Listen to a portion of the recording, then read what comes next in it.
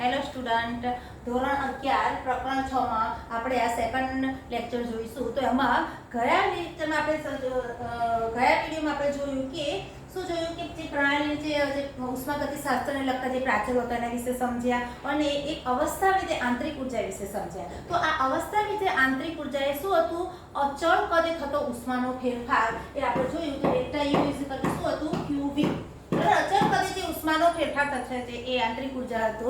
પણ મોટાભાગની પ્રણાલી જે છે એમાં જે ઉષ્માનો ફેરફાર થાય છે એ કેવો હોય છે? અચળ દબાણે થતો ઉષ્માનો ફેરફાર છે. દાખલા તરીકે ટેસ્ટ ટ્યુબમાં કોઈ પ્રક્રિયા થાય છે અથવા તો કોઈ ચંપુમાં પ્રક્રિયા થાય છે, ગ્લાસમાં પ્રક્રિયા થાય છે, તો એ વખતે શું હોય છે? પ્રણાલી ખુલ્લી હોય છે એટલે એ વખતે દબાણ કેવું હોય છે? અચળ દબાણ હોય છે. તો અચળ દબાણે જે ઉષ્માનો ફેરફાર, મોટાભાગની પરિસ્થિતિમાં આ જે ઉષ્માનો ફેરફાર અચળ દબાણે થતો હોય છે એટલે આપણે બીજું એક અવસ્થા વિધેય જે છે એની જરૂર પડશે. તો આવું બીજું અવસ્થા વિધેય આપણે જોવાનું છે. તો આજે આપણે એની વાત કરીશું કે હવે નવું એક અવસ્થા વિધેય આંતરિક ઉર્જા સિવાયનું જે આવશે, જે અચળ દબાણે જે છે ઉષ્માનો ફેરફાર દર્શાવે છે. આ અચળ કદે ઉષ્માનો ફેરફાર દર્શાવે છે. સમજો, એકદમ યાદ રાખવાની જરૂર છે કે અચળ કદે ઉષ્માનો ફેરફાર એટલે આ અચળ કદે, બરાબર. ને હવે અચળ દબાણે જે ઉષ્માનો ફેરફાર થાય છે આપણે જોઈશું. તો આપણે જે પ્રથમ નિયમ જે મેળવ્યો તો આંતરિક ઉર્જાનો ફેરફાર જોયો તો ડેલ્ટા યુ આપણે શું જોયું? Q પ્લસ W હતા. તો અચળ દબાણે જે ઉષ્માનો ફેરફાર કરવામાં આવે તો ઉષ્મા જે એને મેળવેલી છે પાત્ર એ અચળ દબાણે હોવાથી એને QP તરીકે આપણે ઓળખીએ. અને એ વખત પ્રણાલી ઉષ્મા મેળવે છે ત્યારે એનું જે વિસ્તરણથી થયેલું જે કાર્ય જે છે એ કાર્ય P ડેલ્ટા V જેટલું હોય છે, બરાબર. P delta V. તો W બરાબર P ડેલ્ટા V લઈએ તો આ જે છે ડેલ્ટા U શું થશે? QP plus P delta V, બરાબર. તો હવે આ જે આપણે જે પ્રણાલી જે છે એને પ્રારંભિક અવસ્થા અને અંતિમ અવસ્થા જે છે એને ધ્યાનમાં રાખીને આ જે ઉષ્માનો ફેરફાર જો લઈએ તો U2 U1 શું થશે? અચળ કદે પ્રણાલીનો ફેરફાર પ્લસ P V2 V1. કારણ કે પ્રારંભિક અવસ્થા દબાણ અચળ છે એટલે P અચળ, તેનો ફેરફાર નથી લીધો, બરાબર. અને V2 પદમાં ફેરફાર થાય છે. શરૂઆતમાં એનું પદ V1 હશે, પછી એનું પદ V2 થાય છે. વિસ્તરણ પામે છે પ્રણાલી જ્યારે ઉષ્મા મેળવે છે એટલે. અને પછી એનું આંતરિક ઉર્જા પણ શું થાય છે? શરૂઆતમાં U1 હતી અને પછી શું થાય છે? U2 થાય છે. તો આ જે U2 અને U1 જે છે ડેલ્ટા U છે એ દબાણ અચળ રાખી અને થયેલો આંતરિક ઉર્જાનો ફેરફાર, દબાણ અચળ રાખીને થયેલો પદનો ફેરફાર છે. હવે આ પદ જે છે એમાં ઉષ્મા ઉર્જા જે છે ઉષ્મા જે છે જે અચળ દબાણ મેળવ્યું છે એને કરતા બનાવી દઈએ તો QP શું થશે? આ U2 U1 જે છે, બરાબર, એને U2 U1 અને આ પ્લસ જે P ડેલ્ટા V છે આ બાજુ આવશે તો શું થશે? માઈનસ P V2 V1 થશે. પણ આવું બની જશે, બરાબર. સમજાય છે? એટલે હવે આને સરળ રીતે આપણે ગોઠવી દઈએ તો આ જે ફેરફાર જે છે એ કઈ રીતે બનશે? તો તમે જોશો કે U2 PV2 આ જે માઈનસ ચિહ્ન અંદર જતું રહેશે, બરાબર. એટલે શું થશે? U2 આને પદને છૂટું પાડી દઈએ તો માઈનસ PV2 અને બીજા કૌંસમાં બનશે પ્લસ આ જે છે આને છૂટું જ પાડી દેજો. અહીંયા લખી દો તો વધારે ખ્યાલ આવશે બધાને. શું છે? QP શું છે? U2 U1 P V2 V1, બરાબર. હવે આને સાદુરૂપ આપી દઈએ. U2 U1, બરાબર, માઈનસ અને P માઈનસ ચિહ્ન અંદર લઈ લઈએ તો PV2 પ્લસ PV1 થશે, બરાબર. ઇઝિકલ ટુ શું થશે? હવે બબે પદોને ભેગા રાખી દઈએ તો શું થશે? U2 PV2 U1 અને પ્લસ PV1. હવે આમાંથી U2 જે છે, બરાબર, એમાંથી જે ચિહ્ન છે U2 PV2 થશે અને માઈનસ જે છે, સોરી મારે કે ભૂલ થાય છે, આ આખું પદ જે છે એ ક્યાં લઈ લેશું? U2 U1 જે આપણે લીધું છે અહીંયા જરા મારી થોડી મિસ્ટેક થાય છે કે આપણે શું કીધું લખીશું શરૂઆતમાં કે અચળ દબાણે જે કાર્ય લીધું છે, જે અચળ દબાણે જે યાંત્રિક ઉર્જાનો ફેરફાર થાય છે delta you is equal to Q plus W, તો એ વખતે ડેલ્ટા યુ દબાણે ઉષ્મા જે છે એ ક્યુપી હોય તો આટલી ઉષ્મા જો મેળવે તો શું થશે, પ્રણાલી દ્વારા કાર્ય થાય છે, પ્રણાલી દ્વારા કાર્ય થાય એટલે અહીંયા મેં પ્લસ લખ્યું છે, શું આવશે, માઇનસ આવશે, એટલે પી ડેલ્ટા વી પ્રણાલી દ્વારા કાર્ય થાય તો એ કેવું છે, ઋણ કાર્ય થાય, પ્રણાલી પર કાર્ય થશે તો એ ધન કાર્ય હોય, એટલે શું થશે, પી ડેલ્ટા વી આવે છે, એટલે u2 - u1 શું થશે, q માઇનસ પી v2 - v1 આવશે। હવે આ qp જે છે એને કરતા બનાવી દઈએ, કારણ કે અચળ પદે ઉષ્મા જે છે એને નવું અવસ્થા વિધેય આપણે નામ આપીશું અને જેને એન્થાલ્પી ડેલ્ટા h નામ આપીશું, એટલે આ એન્થાલ્પી ડેલ્ટા h એટલે અચળ દબાણે જે ઉષ્માનો ફેરફાર છે એને કરતા બનાવી દઈએ, એટલે qp શું થશે, u2 - u1 છે, આ પદ આ બાજુ આવશે એટલે શું થઈ જશે, પ્લસ થઈ જશે, બરાબર, એટલે પ્લસ u2 - એટલે હવે અહીંયા શું ફેરફાર આવશે કે u2 પછી શું થશે, પ્લસ pv2 અને માઈનસ u1 માઈનસ pv1 થશે। હવે આ જે પદ છે ને અહીંયા ફરી એકવાર લખી દઉં કે એનાથી શું થશે, qp શું થાય છે, u2 pv2 અને બીજા કૌંસમાં માઈનસ સાઇન જો બહાર કાઢી દઉં તો શું થશે, u1 pv1, બરાબર, ઇઝિકલ ટુ શું થશે, આ જે પદ છે એનો મતલબ શું થાય છે કે આ યાંત્રિક ઉર્જા u1 અને પ્લસ pv2 છે અને અંતિમ આંતરિક ઉર્જા અને દબાણનો ગુણાકાર, દબાણ અને કદનો ગુણાકારનો સરવાળો અને પ્રારંભિક આંતરિક ઉર્જા અને દબાણ અને કદનો ગુણાકારનો જે તફાવત છે એના પરથી આપણે એવું લખી શકીએ કે શું લખી શકીએ કે આને જો qp ને અચળ પદે જે ઉર્જા ઉષ્માનો જે ઉષ્મા જે છે એને એન્થાલ્પી નવું વિધેય એન્થાલ્પી h તરીકે લઈએ તો h શું થશે, u પ્લસ pv થશે, તો આપણે નવું અવસ્થા વિધેય જે છે એન્થાલ્પી અચળ દબાણે એને આ રીતે આ સૂત્ર વડે વ્યાખ્યાયિત કરી શકીએ અને આના પરથી કહી શકીએ કે એન્થાલ્પી એ શું છે, આંતરિક ઉર્જા પ્લસ pv દબાણ અને કદનો ગુણાકાર છે એનો સરવાળો છે અને આ નવું અવસ્થા વિધેય આંતરિક ઉર્જા h મળે છે અને જે qp બરાબર શું થશે, h2 - h1 છે। હવે એ ડેલ્ટા h એ પણ કેવું છે, પથથી સ્વતંત્ર છે, એ પણ એક અવસ્થા વિધેય છે, આંતરિક ઉર્જા પણ અવસ્થા વિધેય છે, દબાણ અને કદ પણ કેવા છે, અવસ્થા વિધેય છે, તો આના પરથી આંતરિક ઉર્જા એ qp જે છે qp બરાબર શું થશે, h2 - h1 છે, એટલે એના પરથી આંતરિક ઉર્જા જે છે અચળ દબાણે શોષેલી ઉષ્મા પણ કેવી થશે, પથથી સ્વતંત્ર બનશે। અને હવે આપણે આ જે ફેરફાર છે અચળ દબાણે નિશ્ચિત ફેરફાર જો આપણે લઈએ, અચળ દબાણે જો એનો ફેરફાર લઈએ એન્થાલ્પીનો, તો અચળ દબાણે ડેલ્ટા h શું થશે, delta u plus delta pv આવશે અને હવે અચળ દબાણે જો ફેરફાર લઈએ તો ડેલ્ટા h શું આવશે, ડેલ્ટા u પ્લસ દબાણ અચળ છે એટલે દબાણનો ફેરફાર શું આવશે, શૂન્ય, એટલે દબાણ અચળ રાખીને ડેલ્ટા v આપણે લઈ લઈશું, બરાબર, એટલે p ડેલ્ટા આવશે। એક્ચ્યુઅલમાં ડેલ્ટા pv નું સંકલન તમને આવડે છે કે વિકલન કરવાનું છે, ડેલ્ટા pv હોય તો તમે ફિઝિક્સમાં મેથ્સમાં શીખ્યા હશો કે શું આવે છે, ડેલ્ટા pv હોય તો તમે કહી શકો એક વખત p ને અચળ રાખીને v નો ફેરફાર, v ને અચળ રાખીને p નો ફેરફાર, બરાબર, આવું કહી શકો છો ને।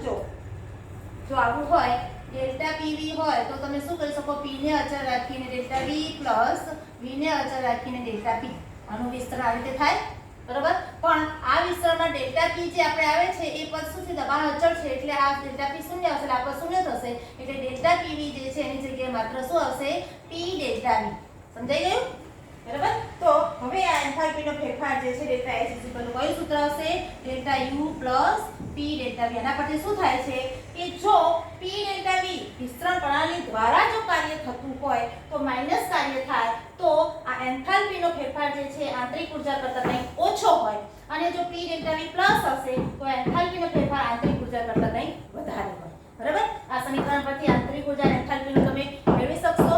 હવે આપણે આ જે સમીકરણ મેળવ્યું એન્થાલ્પી માટે કઈ સમીકરણ યાદ રાખવાનું, delta h delta u plus p delta v, આ છે યાદ રાખવાનું, બરાબર, delta h delta u plus p delta v, બરાબર, આ સમીકરણ છે તમારે યાદ રાખવાનું રહેશે એક્ઝામ્પલમાં, સમજાઈ ગયું। હવે આના પરથી આપણે શું કરવાનું છે કે આ જે સમીકરણ છે હવે p ડેલ્ટા v તમારી પ્રણાલી જે છે, બરાબર, એમાં પદ જે છે એ શું છે, પદનો ફેરફાર દર્શાવે છે કાર્ય એટલે, પણ જો પ્રવાહી કે ઘન અવસ્થા હોય તો એ વખતે શું થાય છે કે એક પરિસ્થિતિમાંથી બીજી પરિસ્થિતિ આવે છે ત્યારે કદમાં બહુ ફેરફાર થતો નથી એટલે ડેલ્ટા v સાર્થક બનતું નથી, પરંતુ જો વાયુમય પ્રણાલી હોય તો વાયુમય પ્રણાલીમાં શું થાય છે, એક અવસ્થામાંથી પ્રક્રિયકોમાંથી જ્યારે નિપજ બને છે ત્યારે કદનો જે ફેરફાર હોય છે શું હોય છે, સાર્થક બને છે. એટલે વાયુમય પ્રણાલી માટે જે આપણે P ડેલ્ટા V છે એ લઈએ તો વાયુ એ આદર્શ વાયુના નિયમ પ્રમાણે શું થશે, PV nRT હોય. બરાબર. એટલે શું થશે, કદમાં જો ફેરફાર કરવામાં આવે તો અચળ તાપમાને R અને T જે છે બંને અચળાંક બને છે.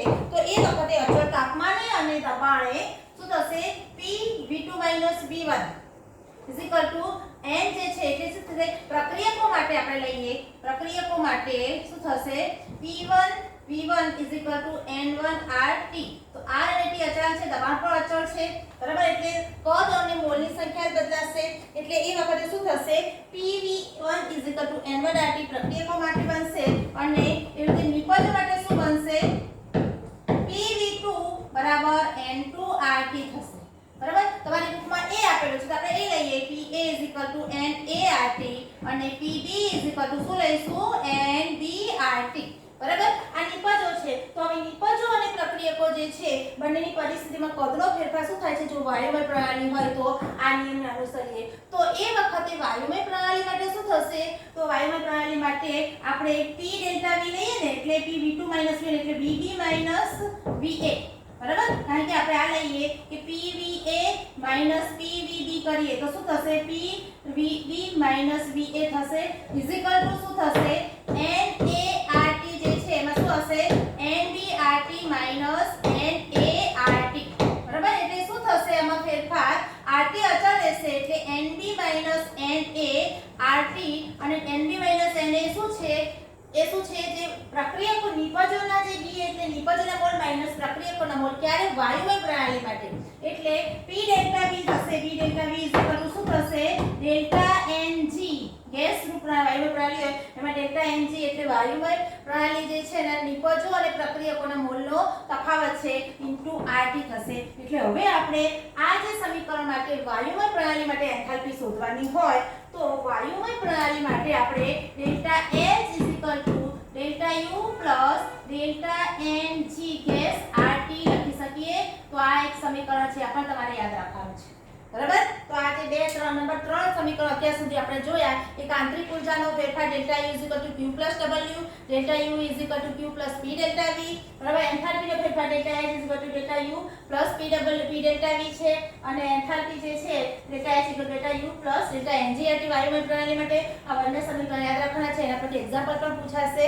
બરાબર. તો અહીંયા આપણે આ કેટલું શું થાય છે કે એન્થાલ્પી જે છે અવસ્થા વિધેય વિશે આપણે સમજ્યા. અચળ દબાણે થતો ઉષ્માને શું કહે છે, એન્થાલ્પી કહે છે અને આ ઉષ્માના ફેરફારને એન્થાલ્પી ફેરફાર તરીકે ઓળખવામાં આવે છે. અને જે આંતરિક ઊર્જા પ્લસ તેના પર દબાણ શોષેલી ઉષ્મા દ્વારા થયેલું જે કાર્ય છે અને એના કારણે જે કાર્ય એટલે કે એના કદમાં જે થયેલો ફેરફાર છે. બરાબર. તો એટલે આપણે આ જે જોઈશું, હવે આપણે આગળ જોઈશું માત્રાત્મક ગુણધર્મો એટલે શું અને ત્યાર પછી આને લગતા જે કોઈ એક્ઝામ્પલ હશે આપણે જોઈ લઈશું. બરાબર.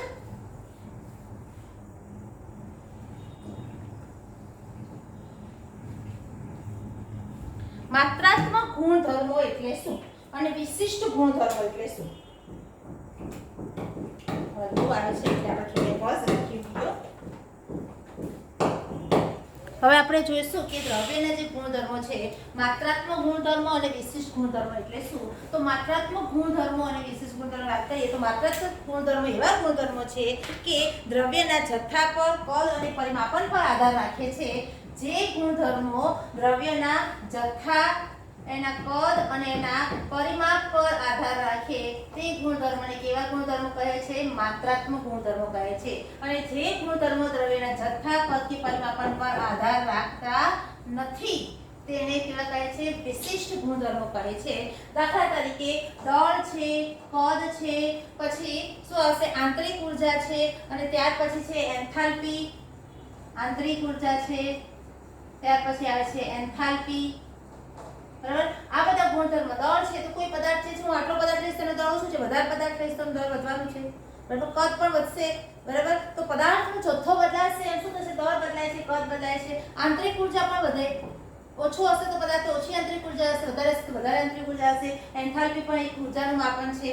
તો આ એન્થાલ્પી છે. પછી ઉષ્માધારિતા છે. તો આ પણ બધા શું છે, 1°C પદાર્થનું તાપમાન વધારવા માટે આપવી પડતી ઉર્જા જે છે એને ઉષ્માધારિતા તરીકે ઓળખવામાં આવે છે. તો ઓછો પદાર્થ હશે તો 1°C પદાર્થ તાપમાન વધારવા માટે ઓછી ઉર્જા આપવી પડશે, અને ઓછું તાપમાન ઓછું ઉર્જા પણ વધારે હશે તો પાણીનો જથ્થો તો એનું 1°C તાપમાન વધારવા માટે ઉર્જા વધારે આપવી પડશે. તો એ ઉષ્માધારિતાનું માપન છે. તો ઉષ્માધારિતા એ પણ શું છે, જથ્થા પર આધાર રાખે છે, તો કદ પર આધાર રાખે છે. તો આ ઉષ્માધારિતા જે ગુણધર્મ જે છે, આ બધા ગુણધર્મ કેવા છે, માત્રાત્મક ગુણધર્મ છે. બરાબર. જ્યારે વિશિષ્ટ ગુણધર્મો એટલે શું, તો જે દ્રવ્ય જે ગુણધર્મો જથ્થા પર, કદ પર કે પરિમાપન પર આધાર રાખતા નથી તેવા ગુણધર્મો શું કહેવાય છે, વિશિષ્ટ ગુણધર્મો. દાખલા તરીકે ઘનતા, પાણીની ઘનતા કેટલી છે, 1 છે. તો હવે તમે આટલું પાણી લો તો એ પાણીની ઘનતા 1 છે. તમે ડોલ ભરીને પાણી લો તો એની ઘનતા 1 જ થવાની છે. પાણીની ઘનતા 1 છે કારણ કે શું છે, દળ અને કદમાં ઘનતા બરાબર શું થશે, દળ ભાગ્યા કદ એનું ગુણોત્તર છે. એટલે ગુણોત્તર હોવાથી એક રાશિ વધશે તો બીજી રાશિ એટલા જ પ્રમાણમાં વધશે. એટલે જે એનો જે યોગ્ય ગુણોત્તર છે એ તો પ્રમાણે સરખું જ રહેશે. બરાબર. એટલે ઘનતા જે છે એ શું છે, તો ઘનતા એ વિશિષ્ટ ગુણધર્મ છે. દરિયાનું પાણી મતલબ કે ઘણું બધું પાણી હશે વર્ગમાં, કે શું હશે, ઓછું પાણી હશે, પણ પાણી જે છે એનું કદ વધવાથી કે જથ્થો વધવાથી એનો જે ઘનતાનો ગુણધર્મ છે બદલાતું નથી. તો ઘનતા ગુણધર્મ કેવો ગુણધર્મ ગણાશે, વિશિષ્ટ ગુણધર્મ કહેવાય છે. આ ઉપરાંત દબાણ છે, મોલ અંશ છે, મોલારિટી સાંદ્રતા જે છે એની, પછી તાપમાન છે. આ બધા ગુણધર્મો જે છે, તાપમાન, દબાણ, ઘનતા, મોલ અંશ, સાંદ્રતા, બરાબર, બધા ગુણધર્મો કેવા છે એના, આ કેવા ગુણધર્મ છે, વિશિષ્ટ ગુણધર્મ છે કે એક જથ્થો કે કદ બદલાવાથી બદલાતા નથી. બરાબર. તો અહીંયા આપણે આમાં વિશિષ્ટ ગુણધર્મ, માત્રાત્મક ગુણધર્મ વિશે જાણ્યું. હવે તાપમાન એ માત્ર વિશિષ્ટ ગુણધર્મ છે. એના માટે એક એક્ઝામ્પલ તમારી બુકમાં બહુ સરસ આપ્યો છે કે ધારો કે એક પાત્ર જે છે, આ રીતે પાત્ર દોર્યું છે. બરાબર.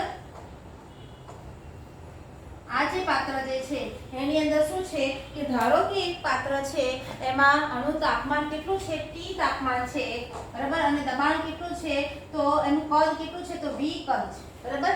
તાપમાન T છે અને કદ V છે. હવે આ જે કદ V ધરાવે છે એમાં આને વચ્ચે એક બીજો દીવાલ મૂકીને એને બે ભાગ પાડી દઈએ. બરાબર. તો બે ભાગ પડી જશે. તો આનું કદ જે છે, હવે આ એક ભાગ જે છે એનું કદ કેવું થશે, ઘટશે. બરાબર. આ કદ ઘટશે કારણ કે અડધું થઈ ગયું, આ V/2 થઈ ગયું, આ V/2 થઈ ગયું. બરાબર. જો સરખા બે ભાગ પાડીએ તો કદમાં ફેરફાર થયો, પરંતુ આ જે પ્રણાલી છે એનું તાપમાન કેવું રહેશે, તો પહેલાય તાપમાન T, તો હવે તાપમાન T, આ બાજુ અડધું T2, આ બાજુ T1 એવું થશે ના. તાપમાન અડધું નહીં થાય. તાપમાન શું છે, સમગ્ર જગ્યાએ સરખું જ રહેશે. એટલે કદ બદલાયું છતાં તાપમાન ના બદલાયું. તો તાપમાન એ કેવી રાશિ છે, એને જથ્થા પર કે કદ કે પરિમાપ પર આધાર રાખતો નથી. આમ તાપમાન એ કેવી રાશિ છે, તો વિશિષ્ટ ગુણધર્મ ધરાવતી રાશિ છે. બરાબર. તો તમને એટલો ખ્યાલ આવી ગયો હશે કે માત્રાત્મક ગુણધર્મો કોને કહેવાય, વિશિષ્ટ ગુણધર્મો કોને કહેવાય. અને ઘણી વખત એવું પણ બને છે, કોઈક રાશિ એવી પણ હોય છે કે જે શું હોય છે, જે દાખલા તરીકે જે કોઈ રાશિ હોય, કોઈ બે રાશિનો ગુણોત્તર હોય, તો એ બે રાશિ પર આધારિત હોવા છતાં એ બે રાશિ વિશિષ્ટ ગુણધર્મ ના ધરાવતી હોય, માત્રાત્મક પણ છતાંય જે રાશિ પોતે છે એ વિશિષ્ટ ગુણધર્મ ધરાવતી હોય. એટલે તમારે ખાસ જોવું પડે કે એ જે રાશિ છે એ કદ કે જથ્થો બદલાવથી બદલાય છે. જો બદલાતી હોય તો એ શું છે, માત્રાત્મક ગુણધર્મ ના બદલાતી હોય તે વિશિષ્ટ ગુણધર્મ છે એમ કહેવાય. બરાબર. હવે આપણે આગળ જે ટોપિક આવે છે કે એન્થાલ્પી ફેરફાર, પ્રક્રિયાની એન્થાલ્પી ફેરફાર એટલે શું. તો એક્ચ્યુઅલમાં એન્થાલ્પી ફેરફાર એ શું છે, તો ઉષ્માનો જે ફેરફાર છે. હવે આપણે આગળનો ટોપિક જોઈશું, પ્રક્રિયા સાથે સંકળાયેલ એન્થાલ્પી ફેરફાર. તો રાસાયણિક પ્રક્રિયા થાય છે ત્યારે શું થાય છે, પ્રક્રિયકો નિપજમાં પરિવર્તન પામે છે. એટલે એને આપણે પ્રક્રિયાને પ્રક્રિયકો અને એમાંથી શું થાય છે, અત્યારે કરીને નિપજ. બરાબર. આવી રીતે દર્શાવીએ છીએ. તો રાસાયણિક પ્રક્રિયા દરમિયાન પ્રક્રિયકો નિપજમાં પરિવર્તન પામે છે. તો આ પ્રક્રિયા દરમિયાન થતા જે એન્થાલ્પીના ફેરફારને શું કહે છે, રાસાયણિક પ્રક્રિયા એન્થાલ્પી ફેરફાર. બરાબર. તો આ જે રાસાયણિક પ્રક્રિયા એન્થાલ્પી ફેરફાર છે એને પ્રક્રિયા એન્થાલ્પી તરીકે ઓળખવામાં આવે છે. એ વખતે એન્થાલ્પી ફેરફારને એને સંજ્ઞા આ રિએક્શનનો R એટલે એન્થાલ્પી ફેરફાર એટલે ડેલ્ટા S, પણ કેવો છે, રિએક્શનનો અહીંયા R લખવામાં આવે છે. આને એન્થાલ્પી ફેરફાર કહે છે, પણ પ્રક્રિયા એન્થાલ્પી ફેરફાર એટલે રિએક્શન કહેવાય. એટલે શું કહે છે, ડેલ્ટા RS તરીકે એને દર્શાવવામાં આવે છે. અને આ જે સંજ્ઞા વડે દર્શાવવામાં આવે છે. હવે ડેલ્ટા H R બરાબર શું થશે, તો નિપજો જે છે, નિપજોની એન્થાલ્પીનો સરવાળો જેટલી નિપજ છે બરાબર, અને માઈનસ પ્રક્રિયકો જે છે જેટલા એની એન્થાલ્પીનો સરવાળો, મતલબ પ્રક્રિયકો અને નિપજોની એન્થાલ્પીનો જે સરવાળો કરી અને તફાવત લેવામાં આવે છે અને એને શું કહે છે, પ્રક્રિયા એન્થાલ્પી ફેરફાર તરીકે ઓળખવામાં આવે છે બરાબર। તો અહીંયા પ્રક્રિયક જે છે એનો સરવાળો લઈએ તો શું થશે, સિગ્મા એટલે કે સરવાળો અને જે શું થશે AI * નિપજ બરાબર, નિપજોની એન્થાલ્પી ફેરફાર જે છે એનો સરવાળો, અને પ્લસ આવે છે માઈનસ થશે સિગ્મા એટલે સરવાળો અને I BI ને શું હશે તકલીફો। AI અને BI એ શું છે તો એ શું છે, તત્વયુગ્મિતિ ગુણાંક જે છે નિપજો અને પ્રક્રિયકો જે છે એના શું છે તત્વયુગ્મિતિ ગુણાકાર। હવે આ વસ્તુ તમને હું શું કરશે કે એક્ઝામ્પલ દ્વારા સમજાવું તો વધારે મજા આવશે। તો એક સમીકરણ લઈએ કે મિથેન વાયુ જે છે, મિથેન જે છે હંમેશા યાદ રાખવાનું, એક વસ્તુ ખાસ યાદ રાખવાની કે હાઇડ્રોકાર્બન હોય એના દહનથી, આ ઓલવેઝ યાદ રાખવાનું, હાઇડ્રોકાર્બન હોય એના દહનથી શું થશે, કાર્બન ડાયોક્સાઇડ અને પાણી છૂટું પડે।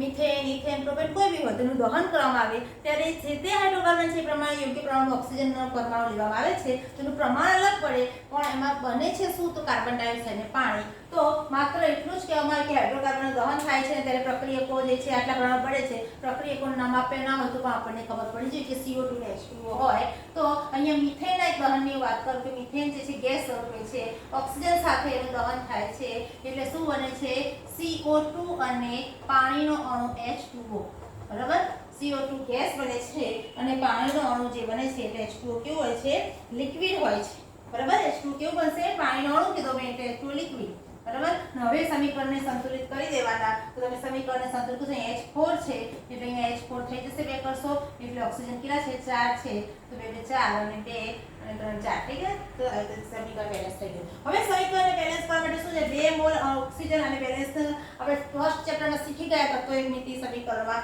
કે આનો મતલબ શું થાય, 1 મોલ મિથેનનો અણુ છે બરાબર, 1 મોલ મિથેનનો અણુ છે એને 2 મોલ ઓક્સિજનના અણુ સાથે પ્રક્રિયા કરે તો 1 મોલ કાર્બન ડાયોક્સાઇડ અને 2 મોલ પાણીના અણુ મળે છે બરાબર। તો હવે આ જે પ્રક્રિયા છે એનો એન્થાલ્પી ફેરફાર મારે લેવો છે તો ડેલ્ટા H કરીશ તો હું અહીંયા લઈશ કે પ્રક્રિયા એન્થાલ્પી ડેલ્ટા H બરાબર શું થશે આ પ્રક્રિયા માટે, નિપજોની એન્થાલ્પીનો સરવાળો, તો નિપજ તરીકે શું છે CO2 બરાબર, તો CO2 નો એન્થાલ્પી પ્લસ શું આવશે, હવે અહીંયા શું લખીશ, નિપજોમાં શું આવશે, CO2 ગેસ જે છે એની એન્થાલ્પી પ્લસ શું આવશે, પ્લસ કેટલા, પાણીના અણુની એન્થાલ્પી, પાણીના કેટલા છે, 2 અણુ છે તો 2 મોલ પાણીના H2O ના અણુની એન્થાલ્પી, આટલો સરવાળો કરશો એટલે શું આવશે, 2 મોલ H2O ના અણુની એન્થાલ્પી બરાબર। એ જે એન્થાલ્પી કુલ આવે એમાંથી શું બાદ કરવાનું આવે તો માઈનસ શું લખ્યું છે, પ્રક્રિયકોના એન્થાલ્પીનો સરવાળો, તો પ્રક્રિયકોની એન્થાલ્પી અહીંયા શું થશે, આ સમીકરણ માટે પ્રક્રિયકો કોણ છે તો અહીંયા મિથેન અને ઓક્સિજન આવે છે, તો શું આવશે કે નિપજોની જે એન્થાલ્પી આપણે કરીશું એમાં શું આવશે કે મિથેનના અણુની એન્થાલ્પી અને બીજું શું આવશે, ઓક્સિજનના અણુની એન્થાલ્પી, મોલર એન્થાલ્પી આવશે, તો CH4 ના અણુની CH4 ની એન્થાલ્પી પ્લસ 2 મોલ O2 ના અણુની એન્થાલ્પી, કેવી એન્થાલ્પી, બધી મોલર એન્થાલ્પી લેવામાં આવશે બરાબર। તો આ જે એન્થાલ્પીનો તફાવત છે એ શું હશે, પ્રક્રિયા દરમિયાન થયેલો એન્થાલ્પીનો ફેરફાર બરાબર। તો આ રીતે પ્રક્રિયા એન્થાલ્પી શોધવામાં આવે છે અને એના પછી આવે છે પ્રમાણિત પ્રક્રિયા એન્થાલ્પી। તો હવે આપણે નેક્સ્ટ વિડીયોમાં જોઈશું પ્રમાણિત પ્રક્રિયા એન્થાલ્પી ના। અહીંયા અત્યારે 23 મિનિટ થઈ છે ને, હજી જોડે જ પૂરો કરી દઈએ। પ્રક્રિયાની એન્થાલ્પી એ પ્રક્રિયા કઈ પરિસ્થિતિમાં છે એના પર આધાર રાખે છે બરાબર। આપણે પહેલા શું જોયું, પ્રક્રિયા એન્થાલ્પી, તો પ્રક્રિયા એન્થાલ્પી જે છે એ પ્રક્રિયા કઈ પરિસ્થિતિમાં થાય છે એના પર આધાર રાખે છે, પરંતુ પ્રક્રિયાની પ્રમાણિત એન્થાલ્પી જો લેવી હોય તો પ્રક્રિયામાં ભાગ લેતા પ્રક્રિયકો જે છે એ પ્રમાણિત સ્થિતિમાં હોવા જોઈએ બરાબર, અને ત્યારે થતો એન્થાલ્પીનો ફેરફાર જે છે એ પ્રક્રિયાની પ્રમાણિત એન્થાલ્પી ફેરફાર કહેવાય બરાબર। એટલે પ્રક્રિયામાં ભાગ લેતા પ્રક્રિયકો પ્રમાણિત સ્થિતિમાં હોવા એટલે દાખલા તરીકે ઇથેનોલ છે બરાબર, તો શુદ્ધ ઇથેનોલ કયા સ્વરૂપે કઈ અવસ્થામાં મળશે, તો શુદ્ધ ઇથેનોલ આપણે પ્રવાહી પ્રવાહી સ્વરૂપે મેળવવો છે તો પ્રવાહી અવસ્થા જે છે ઇથેનોલની એ પ્રમાણિત અવસ્થા છે અને શુદ્ધ ઇથેનોલ જે છે એ આપણે 298 કેલ્વિન તાપમાને અને 1 બાર દબાણે જે આપણને ઇથેનોલ મળશે એ શુદ્ધ પ્રવાહી અવસ્થામાં મળતો ઇથેનોલ છે. તો ઇથેનોલનું પ્રમાણિત સ્વરૂપ જે છે ઇથેનોલ છે એનું પ્રમાણિત સ્વરૂપ આપણે ક્યારે મળશે તો 1 બાર દબાણે અને 298 કેલ્વિન તાપમાને આપણે એનું શુદ્ધ પ્રવાહી સ્વરૂપ મળે છે. તો આ સ્થિતિમાં જ્યારે એન્થાલ્પીનો ફેરફાર થાય છે તો એ વખતે એન્થાલ્પીનો ફેરફાર જે શું કહે છે પ્રમાણિત પ્રક્રિયા એન્થાલ્પી તરીકે ઓળખાય છે, જેને પ્રક્રિયાની પ્રમાણિત એન્થાલ્પી કહે છે. ટૂંકમાં તમારે યાદ રાખવાનું કે પ્રક્રિયાની પ્રમાણિત એન્થાલ્પી જ્યારે પ્રક્રિયામાં ભાગ લેતા બધા જ પદાર્થો પ્રમાણિત અવસ્થામાં હોય, પ્રક્રિયામાં ભાગ લેતા બધા જ પદાર્થો પ્રમાણિત અવસ્થામાં હોય ત્યારે થતો એન્થાલ્પીનો ફેરફાર એ પ્રક્રિયાની પ્રમાણિત એન્થાલ્પી તરીકે ઓળખાય છે. બરાબર, બધા ભાગ લેતા પદાર્થો પ્રમાણિત અવસ્થામાં હોય. દાખલા તરીકે લોખંડ છે Fe, તો લોખંડ Fe જે છે એ શુદ્ધ સ્વરૂપે 500 કેલ્વિન તાપમાને 1 બાર દબાણે એનું શુદ્ધ સ્વરૂપ જોવા મળે છે. તો આ વખતે એ જ એનું દબાણ છે લગભગ બધા 298 કેલ્વિન તાપમાને લેવામાં આવે છે. મતલબ કે જે કે પદાર્થ જે છે, હવે ઓક્સિજન જે છે તો ઓક્સિજન એ શું થાય છે કે વાતાવરણના દબાણે છે O2 શુદ્ધ સ્વરૂપ ઓક્સિજન ગેસ સ્વરૂપે હોય છે. તો O2 નું આ ગેસ સ્વરૂપ જે છે એ પ્રમાણિત અવસ્થા પર કહેવાય છે એનું. તો આમ દરેક જે તત્વ જે છે અને લોખંડ છે શું છે સોલિડ સ્વરૂપે હોય પ્રમાણિત શુદ્ધ અવસ્થા, અને એવી રીતે જે તે પદાર્થ જે છે એની પોતાની પરિસ્થિતિમાં શું થાય કે પોતાની યોગ્ય પરિસ્થિતિમાં એ પ્રમાણિત શુદ્ધ સ્વરૂપે હોય અને ત્યારે જે પ્રક્રિયા જે છે એની એન્થાલ્પી જે છે એને પ્રક્રિયાની પ્રમાણિત એન્થાલ્પી તરીકે ઓળખવામાં આવે છે. બરાબર, તો પ્રમાણિત એન્થાલ્પી માટે જે ભાગ લેતા પદાર્થો કેવા હોવા જોઈએ? એના શુદ્ધ સ્વરૂપમાં હોવા જોઈએ, પ્રમાણિત અવસ્થામાં હોવા જોઈએ. બરાબર, પછી ત્યાર પછી આવે છે કે કલા સ્વરૂપ દરમિયાન બસ આટલો ટોપિક જોઈએ. પછી એના પછીનો જે ઉર્ધ્વપાતન એન્થાલ્પી છે, બધી એન્થાલ્પી છે પ્રમાણિત સર્જન એન્થાલ્પી છે આપણે હવે નેક્સ્ટ વિડીયોમાં જોઈશું. તો આટલું આપણે અહીંયા સમજાવ્યું, આટલું તમે યોગ્ય રીતે વાંચી લેજો અને મારી સાથે જોડે રહેજો. Thank you.